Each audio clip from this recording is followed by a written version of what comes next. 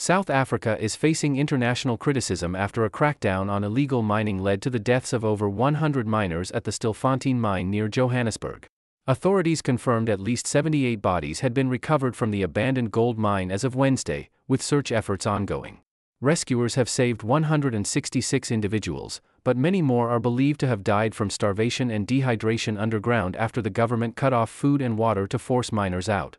The Federation of Trade Unions, SAFTU, condemned the government's actions, calling the deaths a massacre and accusing officials of willful negligence. Many of the miners were undocumented migrants from Mozambique and other southern African nations, driven into dangerous mining conditions by poverty.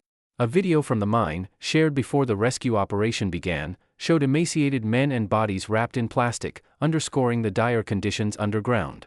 Survivors who emerged were described as walking ghosts. The government's decision to block supplies to the miners drew widespread outrage, with SAFTU arguing it demonstrated a lack of humanity. While these miners were engaged in illegal activities, their actions stem from desperation and extreme poverty.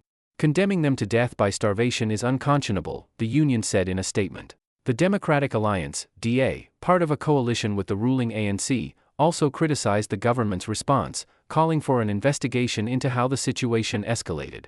The DA questioned why authorities allowed conditions to deteriorate so severely. The Stilfontein mine tragedy has reignited debate over South Africa's handling of illegal mining, which costs the country over $1 billion annually.